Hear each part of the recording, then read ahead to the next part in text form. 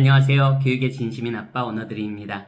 아마 제 영상을 보시는 대부분의 분들이 그 학부모님들이실 거예요. 저 역시 학부모고요.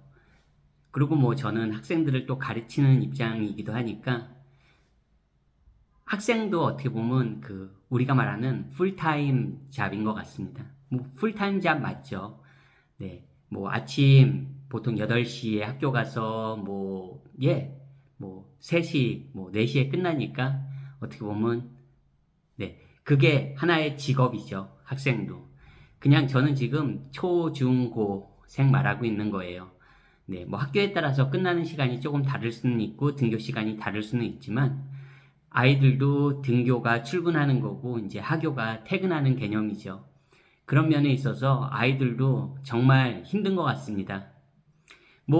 친구들하고 만날 수 있는 공간이 또 학교니까 학교 가는 건 즐거워할 수 있죠. 그러니까 우리가 어른들이 직장에 가는 걸 즐거워하는 거, 물론 그런 분들이 얼마나 계시겠냐마는, 네, 아이들은 이제 친구를 만나니까 학교 가는 거는 즐거울 수도 있지만, 이제 거기 가면 국영수, 과사, 여러 과목들을 들어야 되잖아요.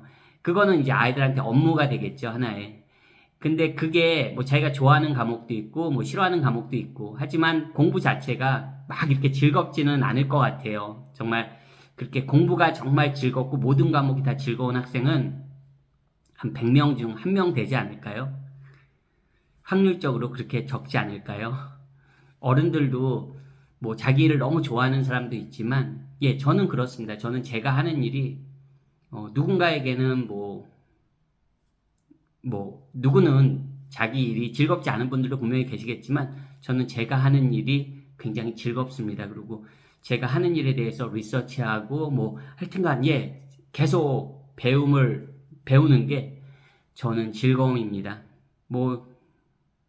유별나다면 유별난 걸 수도 있겠죠. 어쨌든 그렇습니다. 근데 아이들 기준으로 얼마나 공부가 즐겁겠습니까? 저도 그렇지 않을 것 같아요. 근데 이제 또 저도 학창 시절에는 그렇지 않았는데 제가 나이를 아주 많이 먹은 것도 아니지만 제 나이가 돼 보니까 그래도 공부하는 게 그냥 다른 이런 커리어를 하는 것보다는 어른이 돼서 성인이 돼서 직업을 갖고 이제 직장 생활을 하는 것보단 공부하는 게 그래도 낫다. 그게 편한 거였다는 거를 이제 알게 됩니다. 근데 저도 제가 어릴 때 몰랐고 우리 아이들도 그거를 어떻게 알겠습니까? 당연히 모르죠. 네. 그리고 또 어른이 돼서도 제 주변의 사람들만 봐도 다시 학교 다니라는 건 진짜 일은 하면 해도 학교는 다시 못 가겠어요. 공부는 다시 더 이상 못 하겠어요. 이런 친구들도 분명히 있으니까요. 그거는 사람 나름이겠지만 어쨌든 여러분 아이들이 굉장히 과도한 업무에 시달리고 있는 건 맞습니다. 학교 자체만으로도 그렇고 또 우리 대한민국 교육 현실상에서 초등학교 때부터도 동네 영어학원, 수학학원이라도 또 다니잖아요. 중고등학교 이제 올라가면 국영수, 과학 점점 이제 과목이 많아지는 게 보편적이고요. 그렇다면 직장인 개념으로 보면 아이들은 정규 직장 생활 외에도 야근도 하는 거고 잔업도 하는 거고 어떻게 보면 투잡 뛰는 거죠. 투잡 뛰는 거고 어른 개념에서 보면 이제 오버타임 거의 매일 하는 거죠. 월화수목금. 그러면 아이들도 분명히 지칠 것 같습니다.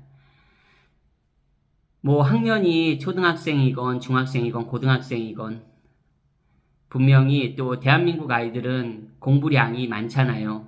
많습니다. 좀 전에도 말씀드린 것처럼 기본적으로 제가 경험해 본 나라들 영국, 캐나다, 말레이시아 적어도 제가 살아본 나라들 기준으로는 대한민국 아이들이 공부량이 많습니다. 그러니까 부모님들 입장에서는 아이를 더 푸시하고 싶기도 하고 아이 입장에서도 결과가 안 나오면 또 열심히 노력하는 친구들도 분명히 많으니까요. 속상해 할 수도 있고 또 어쨌든 내신이란 등급 절대평가도 있지만 이제 고교로 가면 내신 등급이 있고요. 수능도 등급이 있잖아요. 그렇다 보면 어쨌든 최종 목표는 대부분 이제 대입에서 이제 수능을 목표로 가는 거니까 어쨌든 그런 상대평가 개념 속에서 많은 스트레스가 있을 것 같습니다. 그래서 어떻게 보면 좀 아이들을 이해해주고